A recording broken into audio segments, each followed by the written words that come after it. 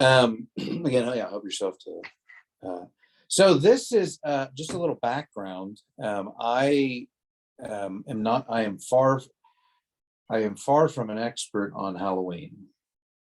It is a very deep, deep subject. I have in my list of books that I'd like to write one on Christmas. I've spent a considerable amount of time and energy studying and researching and actually teaching and writing about the holiday of Christmas.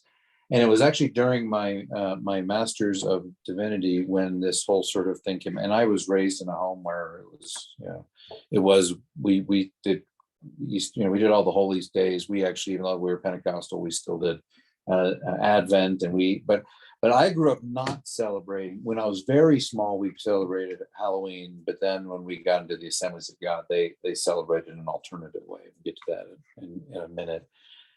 But so I was sort of exposed to both. We didn't celebrate it because it was sort of like, this is a bad thing, so we'll give you a fake, we'll celebrate Satan's holiday in another way, in an alternative fashion. And then, as there was a period where, as a young adult, I just didn't think about it. I don't remember. I don't know if I don't think Shannon and I ever handed out candy. The places we lived in nature, we lived in a church manse and no one was coming to the door. So then we were in Germany, and then, and by the time we were in seminary in Princeton is kind of when I started dealing with these things. Judah was 3. It starts to matter. You ask questions. Are you going to take your kid out? And I had sort of, having had both those experiences, didn't really think much about it, but just kind of went with, we don't need to just yet. But during my middle year, or my second year in seminary, I took a class on missional theology, and it was about how the mission or the vocation of who we are as Christians is always to proclaim. When we accept Christ or we make a commitment to Christ, we take a job. It's not like, hey, the problem is in the 1950s, hey, come say this prayer and you get eternal life. Well, that sounds like a pretty good deal. If I just say this, I get eternal life. Well, what we miss in that is a couple decades previous, the idea of the confessing church in Germany during the invasion of the Fourth Reich, you have this call to Christian vocation and living yourself out. So I was wrestling with this idea of what that means, and it turned me towards Christmas. And then this is a long way to say, and it was in my studies in Christmas and wrestling with Christmas and writing, and I wrote, that I eventually then turned to Halloween. And there was a bridge between that and then largely in the practice of trick-treating as a massive connection. And around the seasonal time too, because Halloween sort of kicks off a season that leads to, a season of darkness that leads to other things. And if Christmas was not when Jesus was, December 1st, 25th was not when Jesus was born. That was something that was a holiday or a holy day, and it was 12 days that was tacked on to a season of excessive partying around the winter solstice. And so what Constantine was trying to do was take his newly minted Holy Roman Empire and rein it in. So what do you do when there's all this partying going on? Well, you put a holy celebration and you start putting holy rituals that pull people away from the partying and towards more civilized acts of public worship.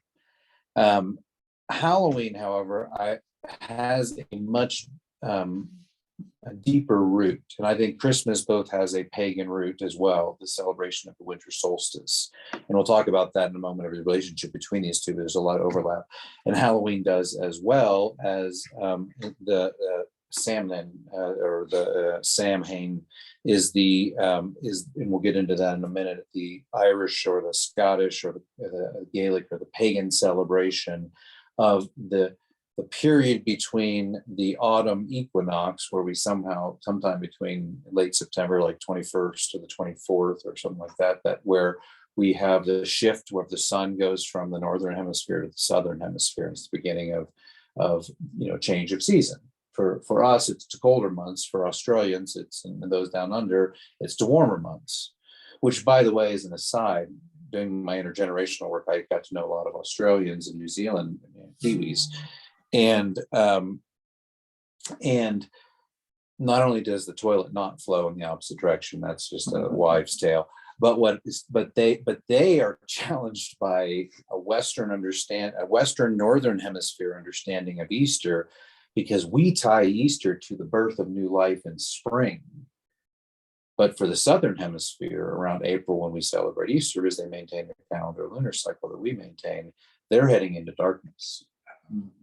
So let that just sort of rest in your head for a second, how differently Easter would feel if you were heading into darkness. It would be like Easter around, and like now. That would feel weird. Right.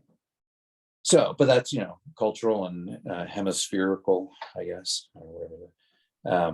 All that's to say is, that the autumn equinox, or that happens in September, shifts the sun to the southern hemisphere, which shifts just the light and everything while we go to winter.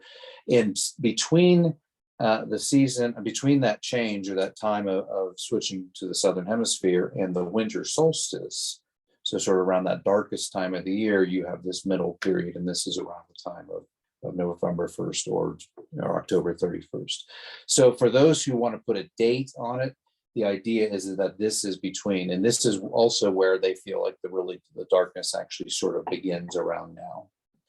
We still had lights. This is from the middle of the autumn equinox to Hallows Eve, Halloween, is considered the harvest time. So in agrarian cultures, in particular, through a certain is it meridian, the latitude of the earth, where the agricultural regions are, this was a major part. This was their harvest season. So this is when, they were still working at this time, and it was like, let's get everything in, let's pull everything in. This is when, everything had to be done.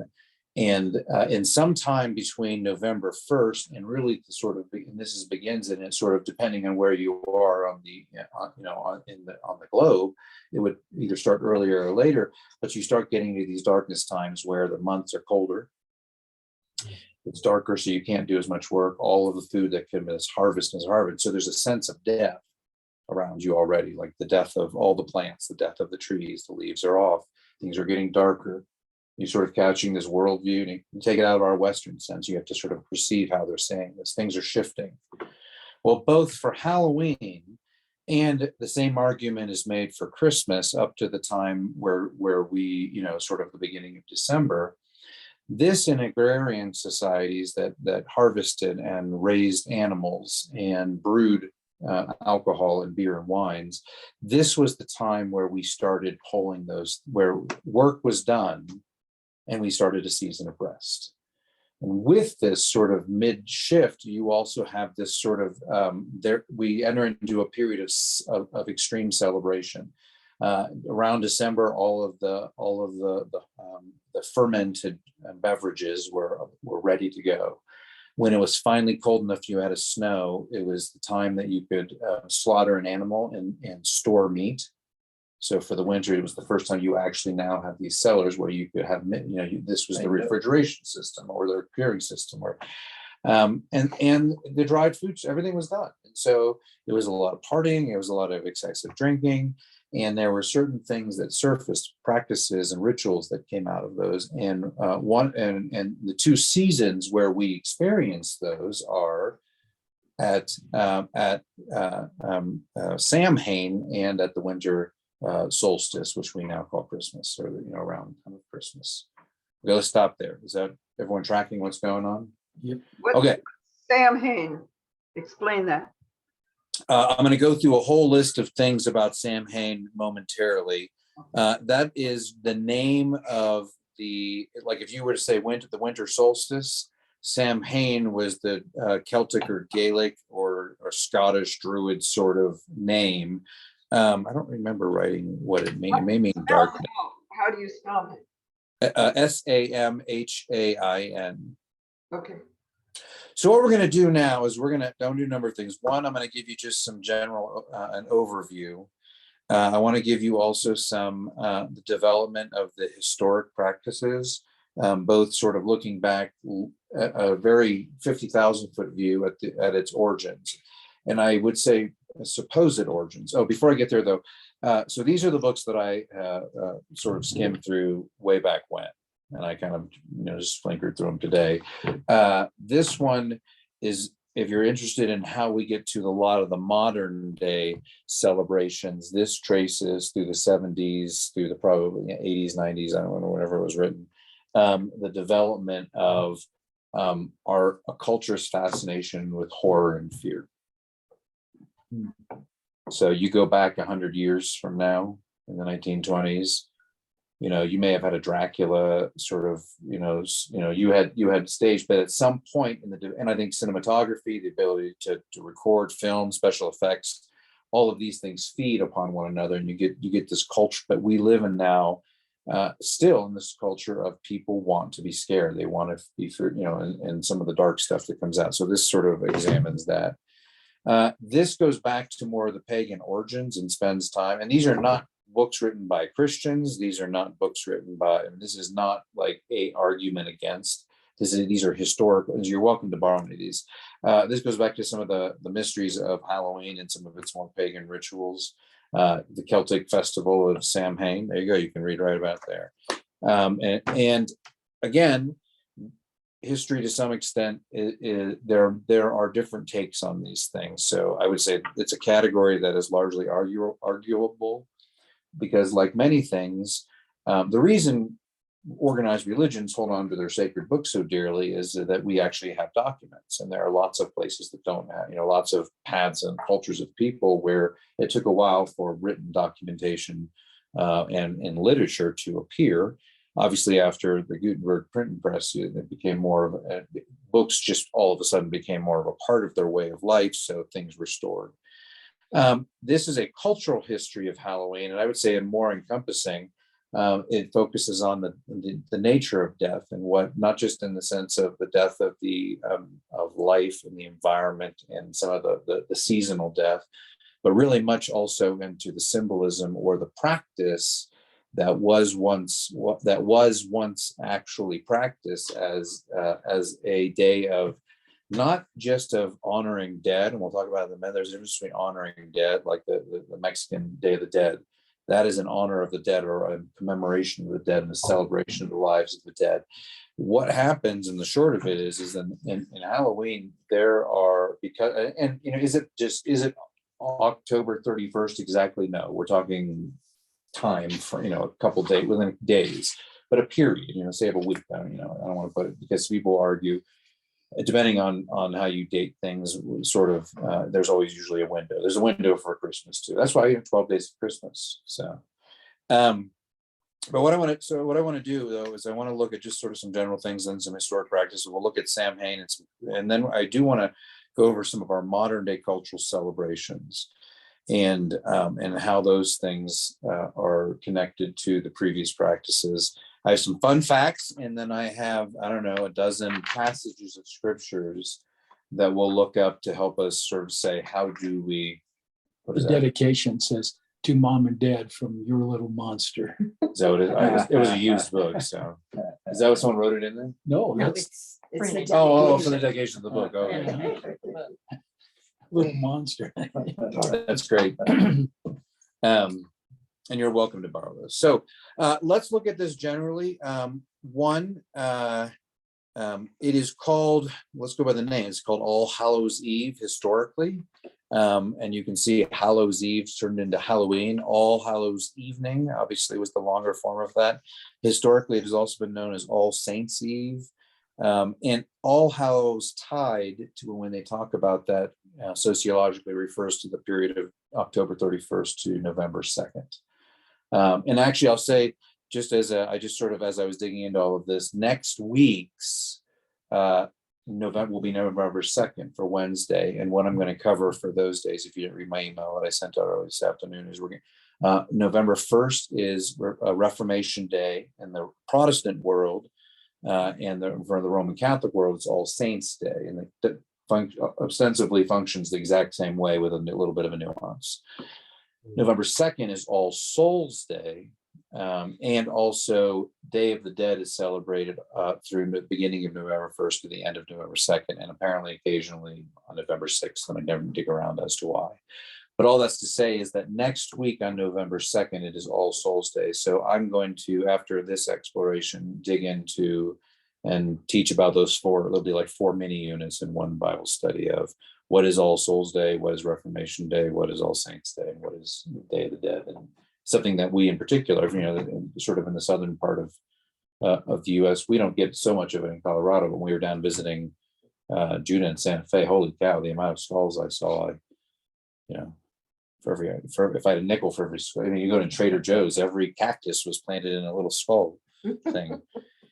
Which is interesting because there's also lots of culture. You could have a whole conversation about the cultural associations with skeletons and just what we associate with those words and those symbols. It is traditionally held on October 31st, and that date is thought to be present because of the dating of All Saints Day or All Hallows Day or All Holy Day, commemorating those saints that came past.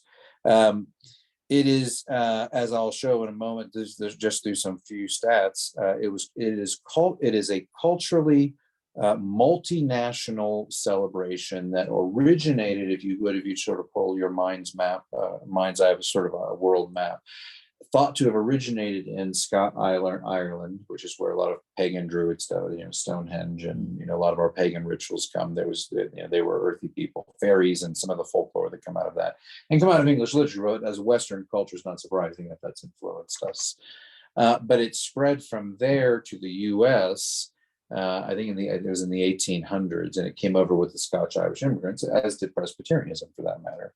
But the Presbyterians actually would have probably been not for it for a variety of reasons, depending on where they were in terms of their affiliations. And then in the U.S., really in the 1900s, in the 19th century and early 20th century, probably really kicking off sort of mid-century, became where, and I think not just did it become central in the U.S., but because of the way that the U.S. from the 1950s to really present, but in particular for the 30, 40 years that followed, their expansion and of media to the world and the globalization that happened. The term globalization, I don't know if it's a term that people use. It basically means the way the globe is now connected. So imagine matrix lines being all over. Globalization is the shrinking of that world. So as our mediums expanded into the world, so did our practices, making this in 2022 a $10.6 billion industry for this one day. For Halloween. Wow. Let me break that down for you. 3.6 billion was spent on costumes in 2022. 3.1 were spent on candy. And 3.3 billion were spent on decorations. And Halloween is the second most decorated holiday, and is creeping close to Christmas, because people typically have Christmas.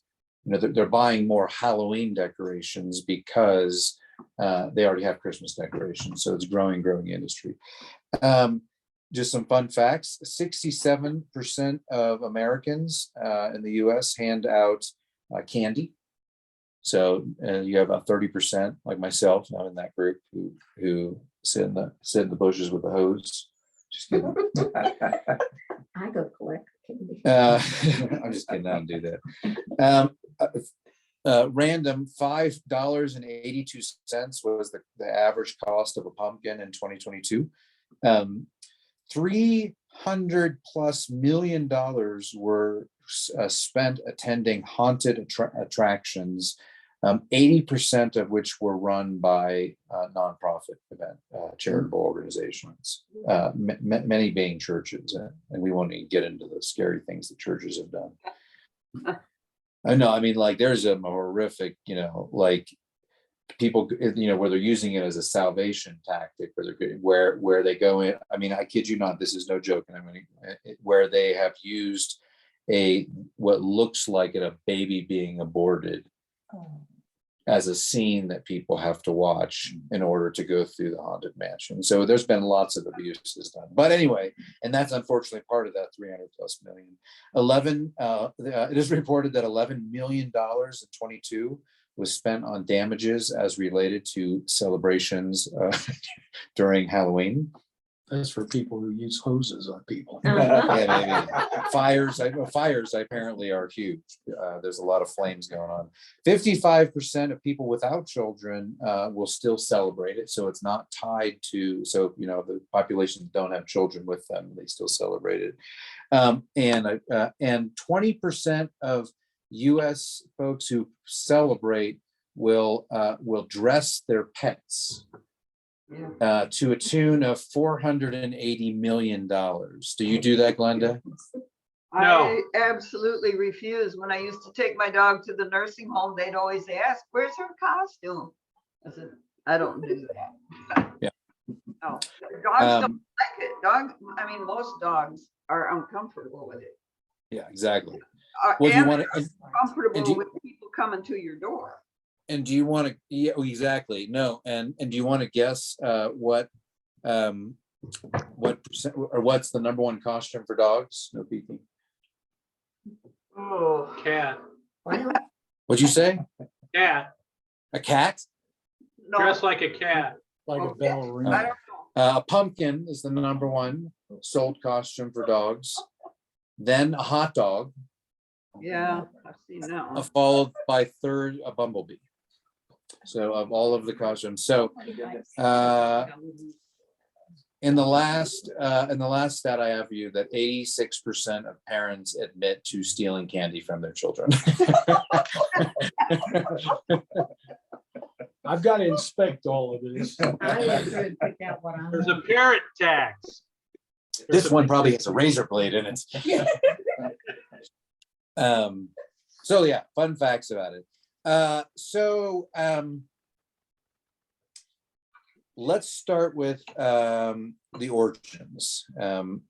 I would say if you could qualify, and I think it might be one of these books talks about it, because the word invert and Christmas studies do. The word inversion is a key word in both the celebrations of Christmas and of Halloween. Now, I would say theologic from Christmas, you could also say inversion, whether, the humble beginnings, it was kind of the upside down kingdom. But Christmas and celebration of how gift giving came was about inversions. Originally, Christmas was a time, and the reason that we often exchange gifts goes back to the same practice that in Christmas, how wassailing, give me some figgy pudding. I won't leave until you get some. This wasn't, and the "We Wish You a Merry Christmas" song was not a delightful part of the Christmas celebration. This was actually a threat. And so what happened is you had this massive social inversions. Men would dress as women, women dress as men, children would dress as old people would dress as young people, or they would dress just sort of crazily. Poor would go to the rich mansions and say, in your time of abundance, again, think about the fact that they have all this food, all this meat, all this alcohol. They would go say, "Give us your figgy pudding. We won't leave until we get some." That doesn't sound very nice. So it was a threat. And there's all sorts of historical accounts around the Christmas of actually people getting beat up. Well, the same thing is true for around this solstice. I know. So this is how the giving became from the rich to the poor. And then it eventually was transitioned. And that's a whole nother topic from the rich to the poor, from the older to the younger. And then in the last century, it was sort of more egalitarianly distributed, that everyone was giving to everyone. And then, when the consumerism took hold, they tend to benefit from everyone giving gifts to everybody. So it becomes a time just of giving in general. But and then we as Christians say, "Oh, all the gift giving is God gave us Jesus as a gift." So, which is not true. That is the biggest lie of Christmas. That's not why we give gifts. Just so. Why we give gifts is goes back to the historical part of, we're subject to consumer and marketing, and we have this tradition of giving gifts in this way that comes through history. Now, the same thing happens also in Halloween, and around this time we're entering into darkness.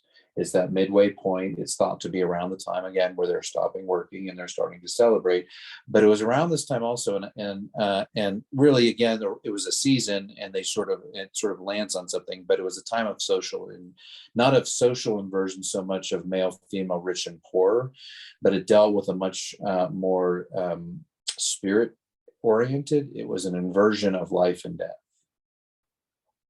So as we'll talk about in a moment, dressing up in costumes is a way to allow the dead to embody our present world. Jack-o'-lanterns were both to draw spirits to them and to ward evil spirits off. The practice of trick-or-treating goes back in the same way that Vosseling does, or the practice of gift giving in some way goes back in that same way to demanding something from the other, or the fear of curse would happen. A curse would happen on you. So there is this mixed sort of background, but it goes, and there are many theories. Some people say it goes back to Celtic harvest festivals. It was the end of the harvest, and so the beginning of celebration. And so this led to, and part of us, and I do want to pause and say that sometimes we think, oh, this sort of evil spirit stuff over it, and in the same way, yes, that I want to be quick to label the spirit. I'm not one to say what a spirit is evil or not evil. How am I to know the difference? Maybe I should know the difference if I actually encounter it. Maybe I would. But in the sense of the spirit world isn't necessarily, it isn't necessarily a stark dichotomy of evil and good. In other words, that is a Western understanding of the spirit world. Other worldviews of the spirit world are like the original Hades. It's not a place where the evil go. It's just a place where the dead go. They're not evil because they're dead. They're just dead. They're in non-existent form. We've processed that differently because we don't think in terms of spirit in physical world on an everyday basis. We think more in the physical world, where back in 500 years ago, that concept, and it could have been that the spirit world was more active. I'm not certain. You get into the medieval ages, all sorts of spirit stuff, and that's where they get in the stigmata and thought that these physical manifestations were happening, and miracles around saints. Did those happen? Were they delusions? I don't know. Like some of them you kind of can believe, some of them you can't, but at the same time, my faith also rests in the idea that a virgin gave birth to a deity that ultimately saved us. So there's a lot of sort of things we're all grabbing onto to hold on to our beliefs. So I don't want to discredit, but I also don't necessarily. I just want to say I'm more here to report than otherwise. Some say that it goes back to the Gaelic festival of Samhain, and we'll talk about that in a moment. So Celtic harvest festivals just being generally, Samhain being sort of probably where the ultimate origin of Halloween came from, in my sort of research and my understanding. Some think that that Halloween actually came out as a result of the Christianization of All Hallows Day. And so when we placed a day, as Constantine did Christmas around the time of the winter solstice, Constantinople, I think it was, or no, Gregory the Great put this, actually, I don't remember who it was. Well, it's in my notes somewhere. A particular figure in history selected that time and that place. And it was sort of like, again, let's put something holy there to kind of rein in. Again, and I said it was brought to the U.S. by the 1800s, so that's the larger picture. Okay, so sort of historically speaking, going back, the idea of the spirit world obviously goes back to the time of, prior to Christ. The idea of demons or of a spiritual battle. And again, that we are not in a world that we deal with those things. So you got to step out of the Western mindset and go back to these periods and say, where were they? What were they experiencing? And why was this the way it was?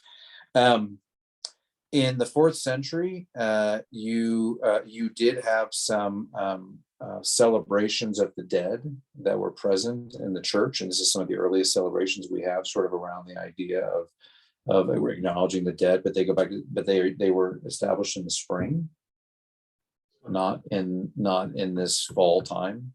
So in other words, the partying that was going on, some of the practices of Samhain, and we're going to come back to Samhain and talk about that in a second. Well, actually, maybe it'll make more sense of why they responded. Samhain goes back even so prior to Christ. It is again a festival that ends the harvest. It's about entering darkness, and I talked about the fact that the autumn equinox was sometime between the autumn equinox and the winter solstice. The pagan origins, and what that really refers to is when we think of pagan origins as Christians, we often demonize it and say, "Oh, that's pagan," and that this is negative. But what we need to realize is that that's just the Gentile world. It was the non-Greek Gentile part of it. Was that region that sort of in the Celtic Isles and British Isles and around that region where you had this sort of pagan influence. But this was prior to Christ, so this was their form of religion, or if you will, this was their way of life, their cosmology, the way they viewed the world. And so they viewed it as being the dead had souls, and that there was pathways and ways to reach out to those who had died previous. And this is a part of every world religion. I mean, even in Protestantism to some extent, although I would say in Protestant, I think we sort of cleaned it up and said, well, you're in soul sleep, so you can't really talk to them. That's it, close the door on that. But in most cultures around the world, there's a way to contact, or a way to be in communion. Or, I mean, honestly, I visited my father's grave in Columbus, and quite frankly, I talked to him. Is he there? No, I rationally know that he's not there. But even though my rational mind says my father's not there, I still spoke to him, and there is that interaction. So if me as a rational Western intellectual, theologian can still, in my experience of who I am, talk to my father, how much more without all of that rationality, all of the last 500 years of modern thought, why wouldn't they even more so feel that deep connection? And so when they feel the willies, or they feel that's someone, so this is a real worldview. And that's why it's important to grasp that things that we celebrate in Halloween date back to something that was real in the worldview of those who experienced it. So what else? Samhain. We have Neolithic passage tombs that are still present, that we have we have still in that you can see. And what that meant was back to the Neolithic period, but they were tombs that had portals built into them, so that at a certain time of the year the light would strike it and it would illuminate. And the thought was that they were creating portholes between the living and the dead, and that in this season, in this time, that this is where the dead would come out. And we have evidence of this in writing from the 19th century or the 9th century in Irish literature. But typically during Samhain, it was a time of feasting. And it usually was, burial mounds were opened. And graves were sometimes dug, and things like the things of the dead were disturbed because the thought was they needed to surface and they needed to rise. Fire became a symbol. So bonfires around the fall time, this goes back to a time where the thought was it would draw spirits. It would be a place where the spirits would come and gather and swarm. Sacrifices were absolutely no doubt offered. Now, were they human sacrifices? Probably, I'm sure there were some, because there's also, Abraham went to sacrifice Isaac.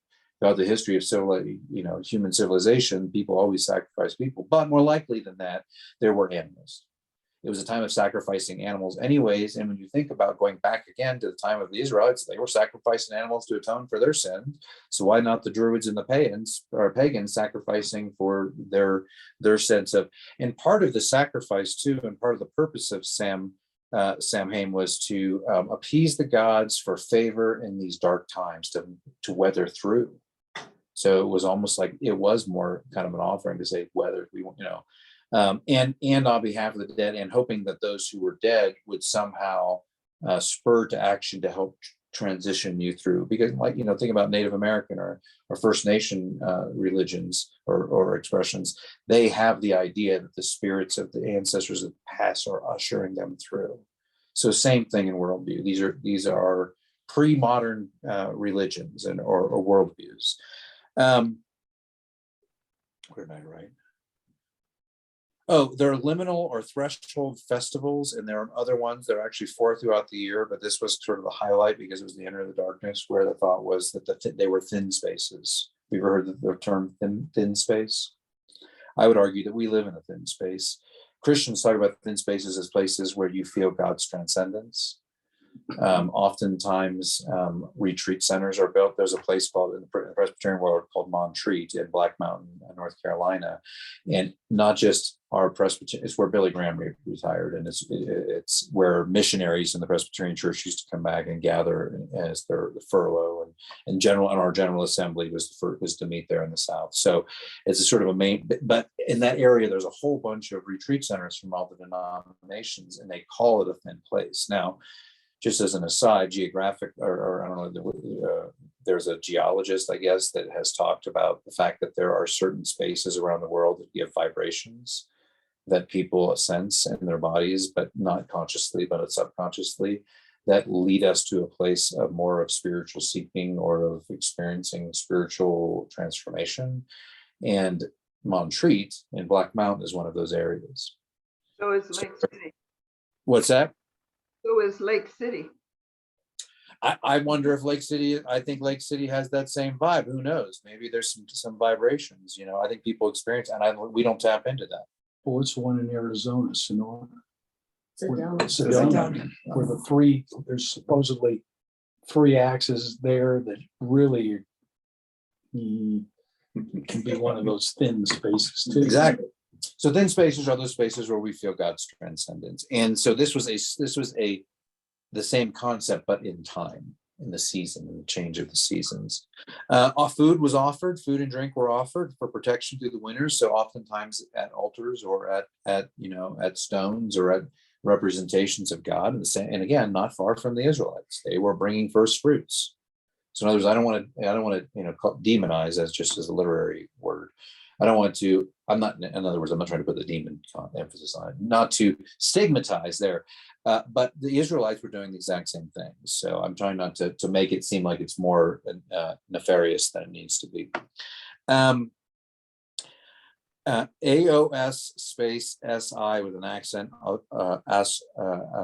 Aussie or Osai, where the spirits or the fairies, which are heavily a part of the Celtic and Druid and Scottish folklore. The fairies were a major part of that.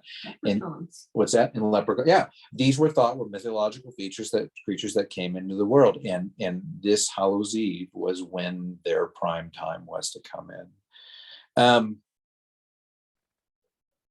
And some people still in Europe will on this day set table places like we do sometimes for Elijah. They'll leave a space open at the table for the dead. And so there's a sense of, whether they believe it or not, at some point in the history of human civilization in this region of the world, they did believe this. This was not like, let's just do it as a custom because it's fun, or let's leave cookies out for Santa Claus. Same idea. Bribe the fat man to give you some good gifts as if you didn't already have. And then the other thing is that they came with they mumming and what's called geising. We'll talk about that, which was singing for food. But the idea again of wassailing, where you go to it and you sing, "We wish you a Merry Christmas," and then they give you something. In the same way that happened, and it was singing for food, and we'll get into that in a minute. When in a practice they called that came up through the history of the Christian church called souling or soul cakes. But they also dressed to disguise, and that goes back originally to these Druid things where if they dressed as animals or as creatures that were sort of dark, or the idea was that as these spirits came out, that they would embody you, and you wouldn't be recognized as who you were. You would be this other form, and then you would basically be animated or possessed by a dead spirit. Now, whether this was actually happening or not, I can't testify to, obviously, but I also do believe in a spirit world, and I do believe that things happen in the spirit world that I don't even remotely understand, and I do believe they still happen today. I think the Western mind has sort of placated that, and maybe, Satan is, when whatever figure you want to imagine, the devil or Satan or evil forces as, are chuckling proverbially to themselves that we are so numb. Gullible, that these things are just that we just sort of don't acknowledge them. And are they still existing in the world around us? But having been raised in the Pentecostal church and having studied spirit things, I'm very careful with what I dabble with, because I truly believe that there are spirit things out there. And what you open yourself up to once is what you can never close that box again. And so I've always operated on the basis of tread lightly. Even in this, I remember when I was studying Halloween, as I was reading, before I read, I would always pray, like, God, protect my spirit as I read this, because I don't know what suggests. I don't understand the way things work in the spirit world, and nor would I presume to. So that's Samhain. Any questions about that? Sounds like the Industrial Revolution saved us a lot of hangovers. Yeah. Yes. They had a long period of time when they were not working in Industrial Revolution. You got to go to work every day. Yes. And when did that end? When is the technical end of the Industrial Revolution? Do you know a date offhand by any chance? I don't know. Is it early 1900s? Would you say? Probably. I mean, I know. Probably. I know there's urbanization there, because there's actually, where did I write that down? Oh, well, let's come up to that, because there's an interesting phenomenon that happened in the early 1920s after industrialization. I don't know when that actually ends, but in urbanization at the same time, in particular in relationship to the creation of a category we call adolescence.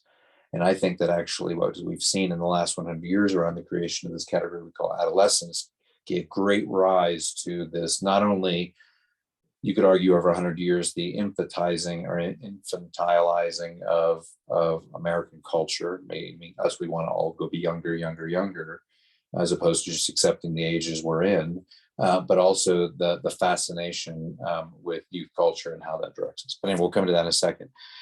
So leading up to this time, Christ comes on the scene, and this is happening. And the same thing when Constantine comes on and is trying to control what's going on around this winter solstice with Christmas, the same thing begins to sort of center around this day of Halloween as well. And again, I said earlier that in the 4th century, we had spring festivals that were there to honor the dead. But by the 8th century, so 400 years later, you have this massive shift to the winter months. And again, it's thought that some of that establishment, because on November 1st in the early 1800s in Ireland, we have that as established as All Saints' Day. And so the establishment of this day signifies that something was going on, that they wanted to put it there. It wasn't just a random. And so the kind of in that middle of that equinox, they still sort of follow those calendar type things. By 835, the Frankish Empire had officially made November 1st the date. So that means in the 9th century, in 835, we had established the day of All Saints. And so All Hallows Eve, or Halloween, is just in the same way we have Christmas Eve, where we have, the night before, the Holy Saturday. There's always that night before.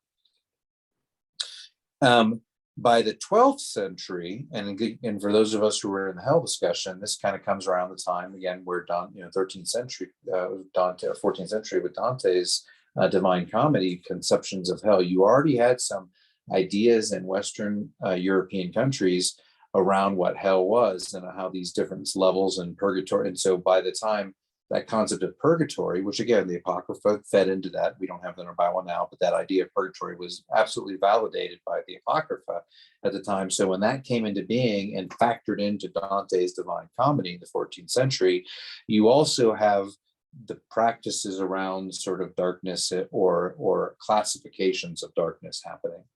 If there are 3 levels or multiple levels of hell, then we can categorize evil in relationship to that as well. And it was around the 12th century that it was that November 1st and 2nd became a holy obligation, and it was sort of to help with the situation around purgatory. And so they demanded amongst Latin Christians, because the Roman Catholic Church wasn't technically established, it was Western or Latin Christians. They had to do, they had to be a mass. They had to go through the rituals of services, because this time was viewed as being sort of an evil time. By the 15th century, you have the entry of something called soul cakes. And what these soul cakes were, I think, interestingly enough, when you get into the idea of trick-or-treating, was that people would go and they would sing for these soul cakes, and the actual tune, I don't know what the tune was, but the words were, a soul cake, have mercy on all Christian souls for a soul cake. And the thought around this time, and this is around the time of indulgences, where the Catholic Church is selling, indulgent, basically selling people, taking their money to theoretically pray for the dead. In the same way, the soul cake was meant to be something that would help your dead in purgatory. So this is a sort of the emphasis around still the soul, spirit world, and guiding the practices of real thinking that your actions in the present day life can actually influence, and maybe they do, I'm not saying they don't, the souls in purgatory. This carries on from the 15th century, but you do come through a time in the Enlightenment where practices culturally were still happening, but there was also from the 1750s through the early 1900s, a suspicion around mystical thought. And this is around the time where we've squelched a lot of this is why the revival movements popped up. They were trying to bring back some of the mysticism and some of the phenomenal nature of salvation, as opposed to dampering it down with everything having to be proved by the scientific method or by rational thought, because you can't prove faith by rational thought. And it's thought really around the turn of the centuries that some of the practices that I've mentioned were still in play. I'm going to come back to our current day practices and go back. But but it's really thought that sort of when they look back in the at trick or treating in particular, from the 1900s to the 1920s, there is no evidence of trick or treating in postcards, in pictures, kids dressed up. That there wasn't this begging element, although historically there was that sense of that wassailing, but in the U.S. in the 1930s and the 1950s. So that, in other words, the practice of dressing and embodying was still there. In the 1930s, we have a sort of a major expansion, and part of that has to do with the war and some of the things that come out of that. And as early as 1917 in Ontario, however, and the Canadians were asking for coins. Gangs of young people would go to rich places around this time of the year, around Halloween, and they would ask them for money. In the same way, if they didn't get it, they would get the thump. Now, what's interesting about this is the whole notion that they were gangs of youth is a result of the Industrial Revolution, and when adults went back to work. So the youth were the youth were working at one point, and we have this sort of child labor laws that come into play, and then all of a sudden we have this whole workforce of young people removed from what was once a part of the workforce. And it happened between the 1900s and 1920, which gave rise to this term by this sociologist by the name of Stanley Hall, or anthropologist Stanley Hall, coined the term adolescence. And it was this period now where they weren't working in full adulthood. And it was sort of around that 12, 13 age to a time where 18, 16, probably more at that time, and then it elongated to 18.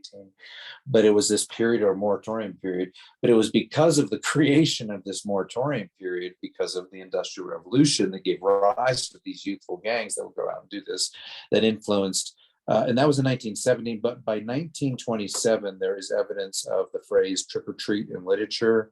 All right, and this is the part I didn't understand, because there are two dates in the same document. 1927, it said trick or treat was in culture, but it wasn't until 1932 that the first appearance of it in literature somewhere, and then the first official publication didn't come until 1939. So in that period, there was this solidifying this practice of trick or treating. Which I just think is fascinating. And then by 1947, it was popularized in cultural movies and shows, and Disney did something on it. And there was a Peanut special on Halloween. And once it reached the mass media, it was sort of solidified. So for the last really about 70 years, it's been pretty normal. In fact, I thought it was one interesting fact just about that she was sort of thrown in there. In the 1870s, Thanksgiving actually was characterized by children going out and begging for food, but it was a stigmatized practice, so they kind of squelched it and turned Thanksgiving and more to, it was right after Thanksgiving was established, apparently, that kids would go, probably homeless kids too, but kids would go out and beg, and so they basically.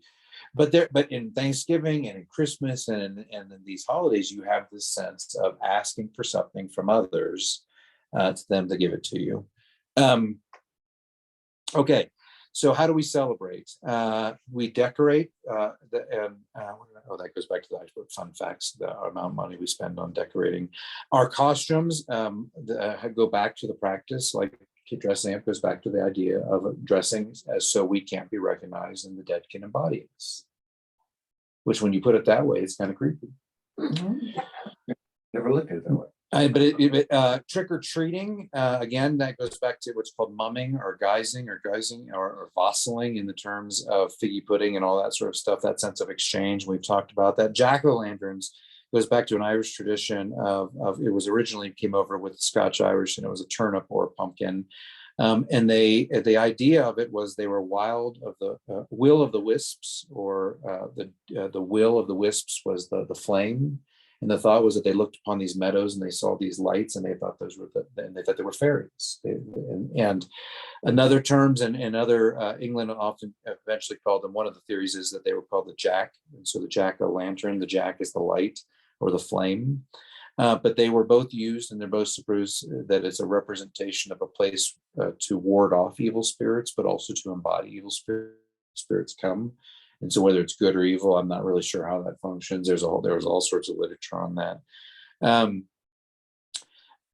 There's also folklore that says that it goes back to a guy named Stingy Jack, and he was a blacksmith that tried to capture Satan at the base of the tree, and he hid in the tree, I think in a costume, and put a cross at the base of the tree to get Satan to come to the cross, and he tried to trap him in exchange for this.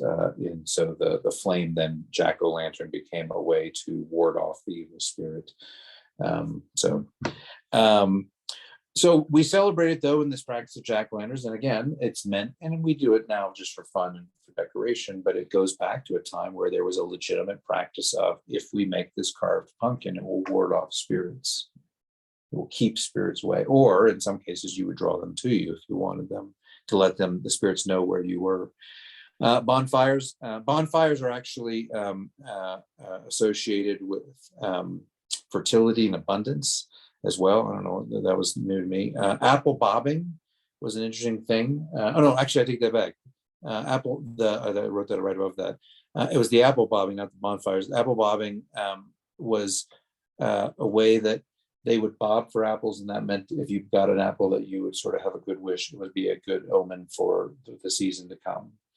And they had different ones where they hung it sometimes on a string, or where they dripped it in sap. And so there were all these rituals around it, but it was thought that apples are a sign of life and fertility, and they're one of the few fruits last.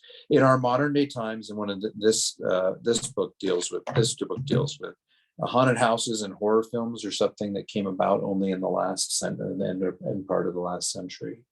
And that came with the idea of fear. And so there was, and the interesting thing about it, there's a legitimate fear in these earlier practices. But then in this time, really what is the entrance to the era we call postmodernity, where we break down some of that scientific rational stuff and we say there's a sense of mysticism. Well, in the sense of that, then all of a sudden this horror, fascination with fear and being scared comes into play. All right. Anything on that? Well, you see back in the 1920s, even in the silent movies, the horror films starting because they had vampire movies. Back in silent, the piano player would, Play the music. oh yeah.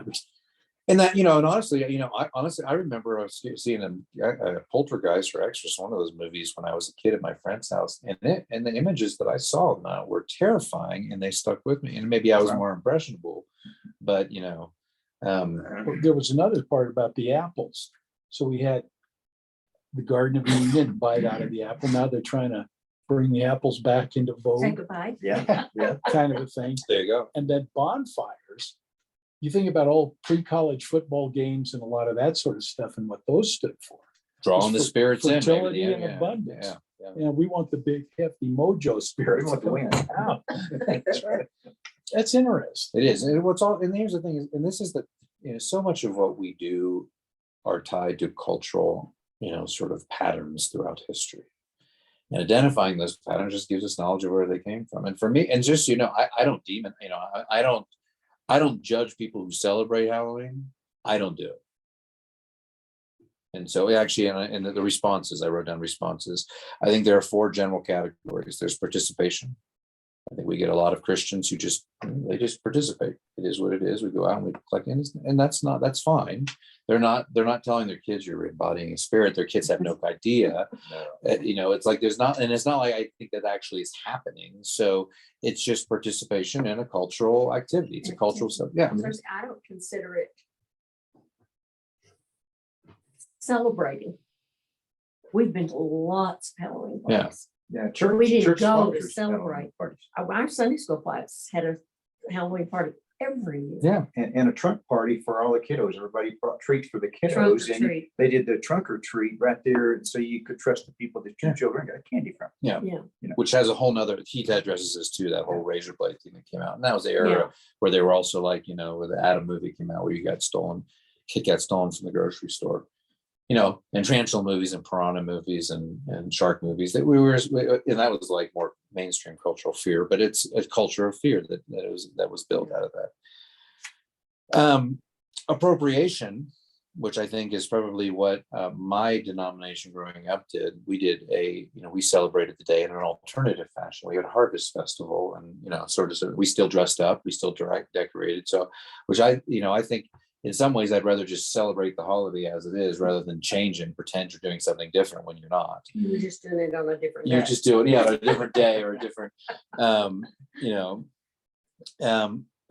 the third one is rejection, or to be combative, or to reject it and to treat it as if it was a demonic day, and if we dabble with any of it, we're going to somehow burn in hell. And I think that there are those within the Christian faith that do, and they and actually, you get into the Quaker and Mennonites, they wouldn't, and I would say they're more in the ignore. The fourth one is ignore. Just sort of don't allow it to be, and I would say tends to be my approach. We don't acknowledge it. We don't pass out candy. We don't, dress up. My kids are always feel a little bit different because of that. But really, and this is just an overview, but as you dig into some of the stories that are into those books, it gets darker and darker. And as you read that darkness, there was a part of me that just in a time where I was trying to make decisions for my life and my family, where I just said, and this is where we get into the biblical stuff. I have 1, 2, 3, 4, 5, 6, 7, 8, 9, 10, 11, 12, and some of them actually are grouped. This is where we get into the biblical stuff. And so now you sort of have a general history developed through pagan rituals, and it was accommodated by the church, and, comes up into our modern day last century. I mean, actually, Christmas follows a very similar pattern in the same way. But the question becomes, how do we deal with a day that is meant to represent a thin space between good and evil, death and life, the spirit world and the physical world? Do we believe that 150 years ago, or 1500 years ago, that there were spirits that were embodying them? I mean, we see globally around the world today, even in voodoo today, I do believe that there are spirits that we can, I think voodoo is a real thing. Like, you don't mess with voodoo, because those are people who have tapped into something in the spirit world. And it's just it's a little too close for me. I don't think the practice of trick-or-treating and dressing up is near anywhere that I think that's just but the question becomes, as we look at these 12, probably like 10 passages, because some of them overlap, we can ask that question again. So what I'm going to do is each of you, do you have a Bible? I don't. It's a good thing. What version do you want here? Revised Standard. Do you have you want to do it on there? You guys have two? We can get another one. Or whatever, we can just go through. But like we normally do, I'm going to throw some verses out at you. I'm going to go through and give you a chance to look them up so we can read them in succession much faster than waiting for people to look them up. We'll start with Al, and then we'll go around. 1 Corinthians 10:21. You know what? We'll link this one to this one. So you're looking at 1 Corinthians 10. And I'll just give you the verse. Carrie, if you could look up Ephesians 5.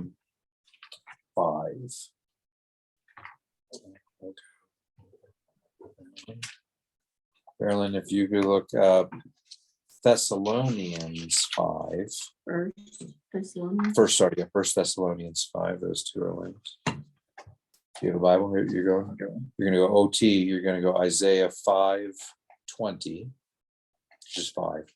Just go to Isaiah 5 and I'll direct you when the time comes. Jim, are you participating? No. All right. I'll do Glenda, it. I got that from your body language. I took a psychology course in my undergrad. I did you nonverbal. Now he's just gonna rub it in. Glenda, if you could, Romans 13.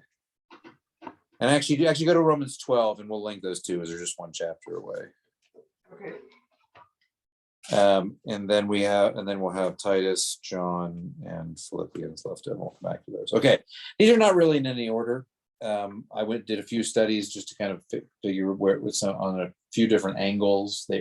So first of all, the scripture says nothing about Halloween, just so you know. It just doesn't explicitly speak about it. When you say 5, do you mean chapter 5? I mean, chapter 5, yeah. Read the whole chapter. No. I'm going to give you the verses. Oh, when we come. later. It's just, if I tell you the verses, I just go for the chapter. That way it's easier to remember when you're looking at it. Okay, we're going to go through these. Who has 1 Corinthians 10? So read verse 21, please. 1 Corinthians 10:21. Yeah, I got the 10. There's 21. You cannot drink the cup of the Lord and the cup of demons. You cannot partake of the table of the Lord and the table of demons. Perfect. Yeah, no, that's great. That really it's a passage that meant to say, and this, we probably shouldn't have started that one. That's kind of like violent. But you'll see some of the other passages echo that. But the idea is when you talk about the table, it means what do you sup at? What do you participate in? What are the practices you participate in? And for some, when they look at Halloween, the practice of Halloween, they resemble things that date back to pagan rituals. And the idea is we don't want to participate in that, so you can't serve two things. I'll jump to 31. Verse 31 in that same. 31. Okay, here we go. So whether you eat or drink or whatever you do everything for the glory of God. So there you go. This comes at a time where Paul is writing to the church in Corinth and saying, like, how do we, where does the freedom in Christ fall? And we often want the line drawn for one of, this is where the line, no, this is where the line. We will all by our own experience and our own psyche draw the line, do all sorts of things in different places. And then we try to cluster ourselves with people who are in the same general category. But rather than draw a line, Paul gives the church in Corinth a standard and is essentially saying, whatever you do, whether it's whatever it is, there's freedom in Christ, whatever it is, does it give God glory? So I think that's a challenging question we have to ask ourselves in the celebration of something that has these roots. Does it give God glory? Now, I do, does playing, we give God glory? And probably not. So there's also some sense of it, just because it doesn't give God glory doesn't mean everything that you don't do that doesn't give God glory is a bad thing. So I wouldn't. But that's often a passage that's used in regard to understanding Halloween. Okay. And Al, since you read first, why don't you jump on the next one? Look up Titus. You grab Titus as we go on. Okay. Carrie, if you could go to Ephesians 5:11. Have nothing to do with the fruitless deeds of darkness, but rather expose them. Yes. So this is the idea. What do we participate in? We know that this time of the year is a celebration of darkness. We know that Halloween is historically, so meaning before All Saints Day was put there in the juxtaposition between All Hallows Eve and All Saints Day. This was put there as a transition to darkness. It's a celebration of darkness. It's an embrace of darkness. So, and yes, it is some sense a seasonal darkness, but there is also a embrace of the spirit of darkness and of those that are dead. Not necessarily putting an evil overtone over that, but that's what it points to. And then Ephesians in the same chapter 15 and 16. Be very careful then how you live, not as unwise, but as wise, making the most of every opportunity, because the days are evil. So it's the acknowledgement, and again, this was written at a time where he's writing the church in Ephesus, first century. So I mean, there were challenges, and they had a very real world view of the cosmology of evil spirits. I mean, like they're casting them out, they're seeing Jesus. I mean, if Jesus is casting out demons and are going to the pigs and going out, I would say in that first century there was some demon activity or some, if Peter is smoting Ananias and Sapphira down when they lie to him, there's some stuff going on that we don't want to deny, or that we have to acknowledge. And so the idea is what does that mean to participate in that and take no part in that? And walk wisely, to have that wisdom of what it is. And then if you could just jump back actually to Ephesians 4, since you're there was another one actually, Ephesians 4:27. And do not give the devil a foothold. And this, I would say this, I mean, this, you can make this argument for a lot of things, but if it is our cultural celebration of Halloween a foothold for evil, or for the evil forces, or for Satan, or for whatever you want to call that personification of evil, is that a foothold? Again, something to consider. Okay, Carolyn, did I give you Thessalonians? Mhm. So 5:21 and 22. They're two different. We'll actually read 21 and then we'll jump on to 22. But test everything that is said. Period. Hold- That then goes 22. Hold on to what is good. So this idea that we're called to test these things. Should we just say, "Oh, Halloween's Halloween. It's fun. It's harmless. We're just having our kids go out. And it's nothing wrong with that. It's just like, or should we say, hey, what does this mean for us if we are people of light? What does it mean to participate in this? Doesn't mean you have to demonize it, but what does it mean to participate? And then going to the next verse 22. Stay away from every kind of evil. So that becomes, if it was way back 500, 1500 years ago, I would say that feels kind of evil. These days, dressing up doesn't feel evil. So is it an evil? Is it not an evil? Representation of evil? Though that's where that testing and discernment process happens. Ken, Isaiah. What verse? Oh, sorry, 5:20. The I was hoping it whole wasn't- The whole thing, The whole Ken. thing. I'll tell you when you get to it. What a sorrow for those who say that evil is good and good is evil, that dark is light and light is dark, that bitter is sweet and sweet is bitter. So it goes back to a Proverbs. And sometimes I think that we wrestle with this idea. We have made a holiday of Halloween okay, but have we mislabeled? I'm not saying we have. I really am not.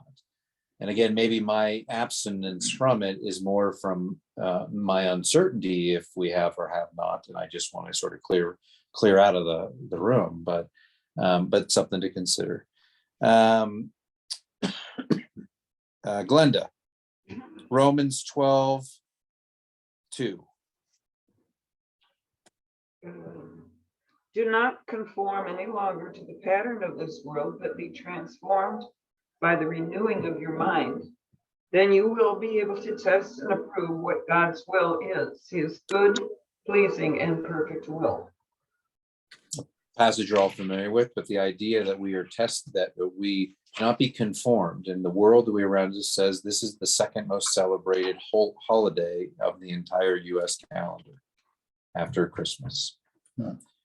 There's more money spent on, second most money spent on any holiday after Christmas, decorations, and so there is this is a pattern of our world. Are we conforming ourselves to that? And I think it's also what I love about the passage, the renewing of mind. The mind comes before the testing.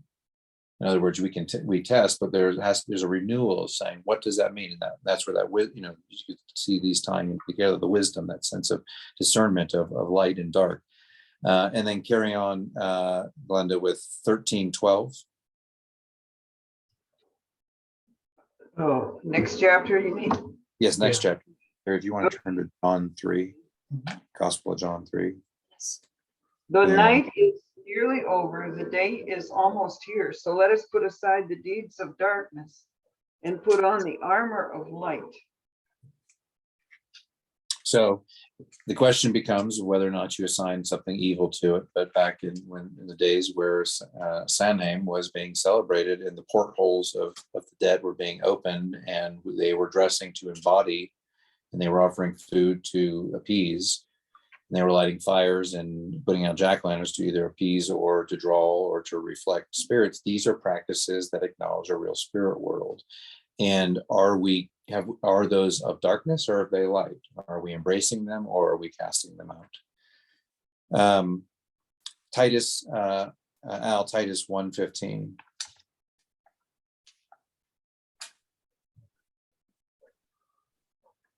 To the pure, all things are pure, but to the corrupt and unbelieving, nothing is pure. Their very minds and consciences are corrupted. Does it go on a little longer? That was the end of Okay. that. Gets into 16. They profess to know God, but they deny him by their actions. They are detestable, disobedient, unfit for any good work. So the distinction between that which is pure and that which is not. John 3, are you in John 3? I am. 19 through 20. And then Philippians is the last one. This is the verdict. Light has come into the world, but people loved darkness instead of light because their deeds were evil. Everyone who does evil hates the light and will not come into the light for fear that their deeds will be exposed. So the celebration of darkness, the ushering in of darkness, just that sense of we are called to be people of light. There, and that's very clear. We are called people of light. Light, don't hide your light under the bushel. Christ calls himself light. And so what does it mean as people of light to engage and to celebrate and to participate in activities that are really centered around darkness and death? And the last one, I think, and probably the most profound one, Philippians 4:8.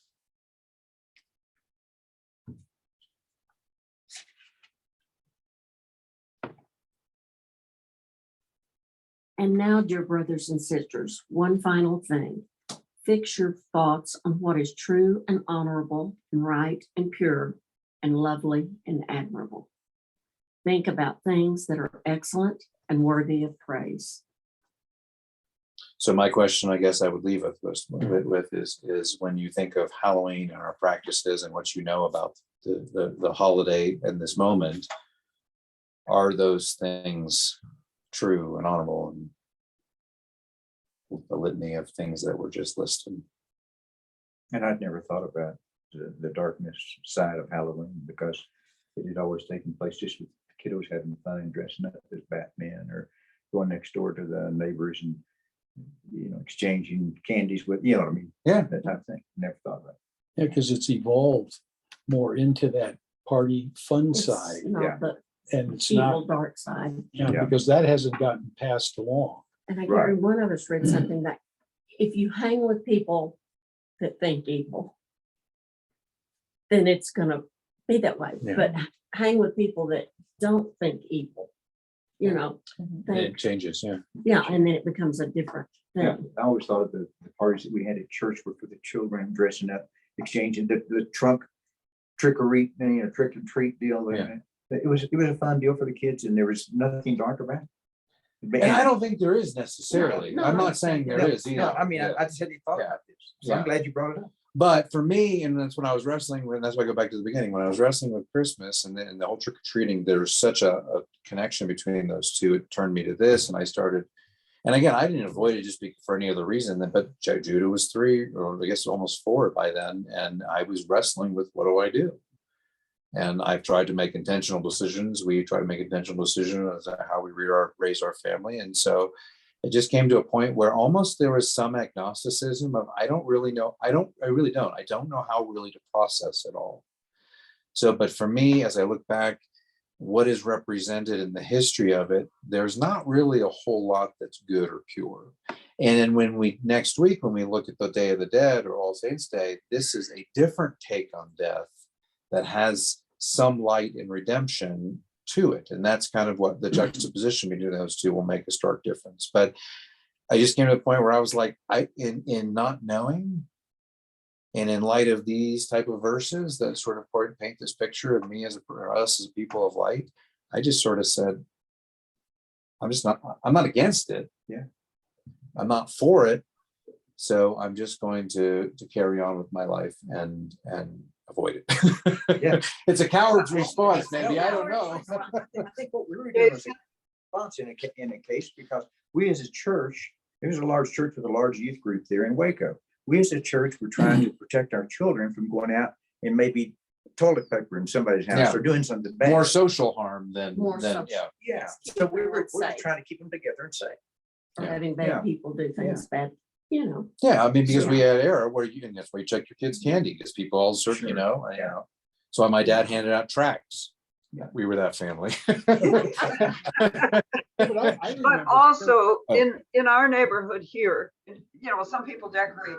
But I think they're decorating less for Halloween now. I don't know, maybe after COVID, they're not encouraging people going out as much, but I walk my dog all over the neighborhood, and there'll be places where the decorating in the yard is guillotines, baskets full of heads, grotesque, gruesome, and the kids see that stuff too. What do they think? That's all acceptable? Well, they see that in movies. Yeah, I see that stuff in the movies too. Yeah. It's crazy. Well, and that goes. Encourages that element in some people. Yes, I think that's it's who you hang with. But I would say three things have been made taboo in our culture, and they have manifested themselves often in unhealthy ways. One is sex. I don't need to go much farther to talk about how sexuality has been sort of taken in all sorts of different directions. Birth. Birth is gross. Birth is now a medical procedure. It's not the giving of life or the sustaining of a civilization, humanity, but it's we schedule it when there's all sorts of things around. We've made it taboo. You can't. No one wants to have home birth. Because that's gross. And death. No one wants people to die in the home. People, we want to isolate death. We want to put it over there. We have hospice to take care of it. We can't deal.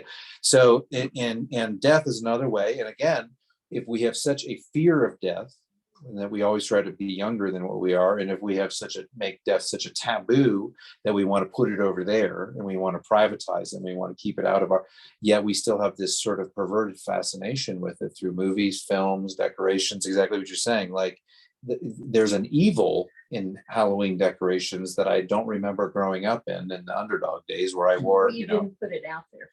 maybe it was in the home, maybe, I don't know. Yeah. I don't, well, maybe they had it here, but now you can decorate it. Now you can get away with it. Yeah. Because we passed a house in Salida. This woman all dressed up and she's all eerie and her hair's sticking out. And the lady has put like 50 dolls out and poured blood on them and everything else. Gross. That would Yeah. not be anything that I think's cute or No, yeah. Which one's anything else. kiddos to? You wonder what's going through her mind, what they do, what kind of lifestyle they have. Well, how about this? If I put a clown costume on and walk around the streets on Monday night, how do you think people will think that's funny? Do they recognize you? I don't know, yeah. If they recognize you. But my kids dressed as clowns when they were little. Oh, yeah. Oh, yeah. Cute. Clown. I was Full I was a clown in Caracas, Venezuela, to draw a crowd in. I used to juggle and blow balloons so that people would come in and hear the gospel. So So anyway, that's a whole nother story. That's the Assemblies of God. Okay. If don't stand out here in a clown outfit. No, I'll tell you though. Sometimes the way they speed down in the middle of the, I have thought, man, what would they do if I was in a clown costume? I stepped down the road and the headlights hit me because I know what I would do, which was aim for the clown. I would be careful. I would be careful. No, I would never do that. Because with all the concealed carry permits in this county, Yeah, it's not my- you need to think that one through. Yes. You get away with that in like the UK. Where they're- anyway, so yeah, a lot. It's something to process. And for me, knowledge is power, the renewing of one's mind. And as I realized, and as I grew in my understanding of it, and you're welcome to any of these books again, just to, as I learned about it, I couldn't ignore it. So I don't judge people who do, and we don't participate. It's not, my kids are sometimes a little belligerent because I think internally they're like, we don't get to do They're this. missing out on candy. They feel like they're missing out. Missing out. And that's sad, but you know what, though? I mean, we do, and we don't try to do anything to replace it. What we do is put emphasis, as we'll talk about next week, on all saints and all souls day. So, because then there is something around this time of the season where they can embrace and they can celebrate, and it is about light and it is about their faith, and it does teach them about who they are in the history in a Reformation Day where Silas is going to look back at John Calvin. Well, that and in the end, if you take the week that this all surrounds, I'd rather have my son growing in his understanding of who he is as a Christian than getting a bag full of candy that he doesn't need. And participating in something that I just really don't understand, and because I don't understand it, and I don't, What would happen if that happened on a Friday night when we're having the shootout at the Armory? The masks. Well, oh, it was the hospital, we went to the hospital Tuesday for Ken. And it said, don't wear a mask in and expect to be waited on or something. We used to say that in the bank. In banks. Yeah. Don't wear a mask. It wasn't hospital. It was the hospital. well, nowadays you It was can bank. go to bank mask. It's okay. So they won't on It's a great day for Halloween. for Not on Halloween. They said, do not wear a mask in. Oh, yeah. Because Yeah. They don't know if they're being robbed or. So anyway, I realize we're way over time, so let's close in a short prayer. God of light, we ask that you protect our spirits as we process this holiday of Halloween as it approaches, that you would give us insight, that you would direct our spirits, and that you would allow also us to experience the freedom we have in you and know that you are guiding and protecting us, and that you are God over all.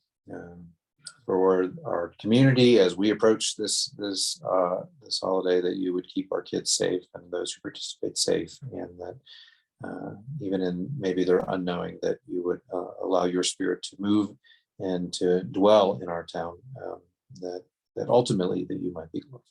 We pray these things in your son's name. Amen. Okay. So at the county fair, if there's a So next week.